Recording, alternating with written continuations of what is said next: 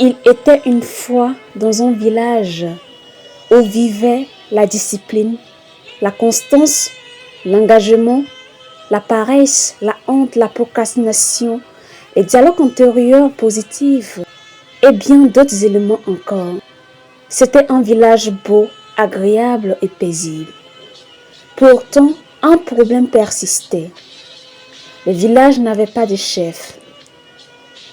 Afin d'en élire un, les habitants décidèrent de se soumettre à une série de preuves. L'objectif était clair, choisir le plus fort, le plus courageux, le plus redoutable. Les premières épreuves furent franchies sans difficulté.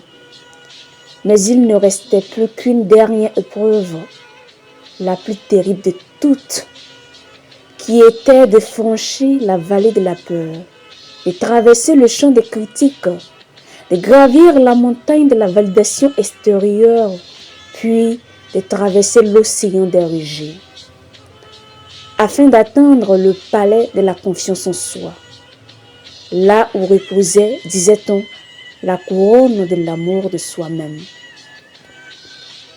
Cette ultime épreuve glaça le sang des villageois. Alors, Faux-Souris décida d'abandonner. Fausse Amitié le suivit, puis un à un les habitants renoncèrent.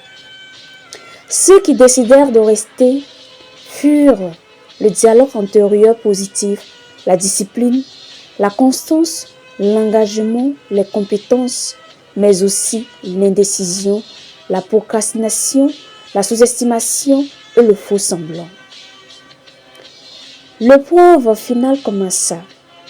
Dès le premier obstacle, dans la vallée de la peur, Procrastination s'arrêta net et déclara: je ferai ça demain.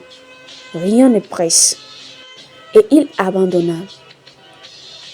Arrivé au champ des critiques, Indécision s'assit au sol et annonça: je m'arrête ici.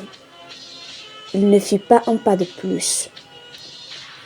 Un peu plus loin, au pied de la montagne de la validation extérieure, Sous-estimation leva les yeux, soupira et murmura: je ne peux pas l'escalader. Puis il laissa tomber. Enfin, les survivants atteignirent l'océan des regrets.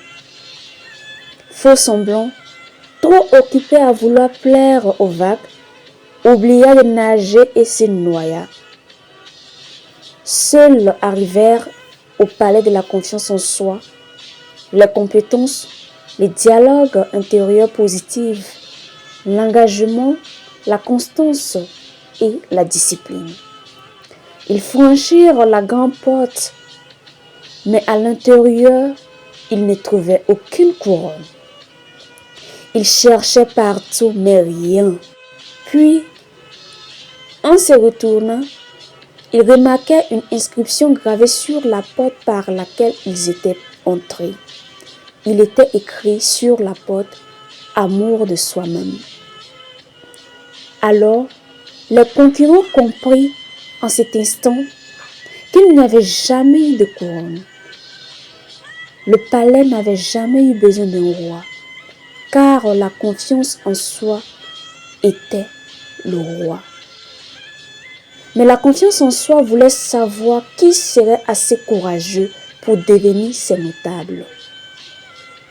Ainsi, la confiance en soi comprit que, pour régner durablement dans le cœur de l'homme, elle avait besoin de la discipline, de la constance, de l'engagement, des compétences et surtout du dialogue intérieur positif. La confiance en soi comprit également que sans réellement franchir la porte de l'amour de soi-même, aucun de ces éléments n'aurait jamais pu lui servir fidèlement. Ainsi se termine cette histoire. Et morale de celle-ci, il faut savoir que la confiance en soi ne se gagne pas aussi facilement. Si tu veux réellement avoir confiance en toi, il faut apprendre une compétence, une ou plusieurs compétences. Sois discipliné dans ce que tu fais. Mets ici de la constance, de l'engagement. Lorsqu'on est engagé dans ce qu'on fait, on est sûr d'arriver au sommet. Mais surtout, il faut faire chaque pas avec un dialogue intérieur positif, sans oublier que pour que la confiance en soi soit réellement au complète, il faut que l'homme arrive à s'aimer soi-même.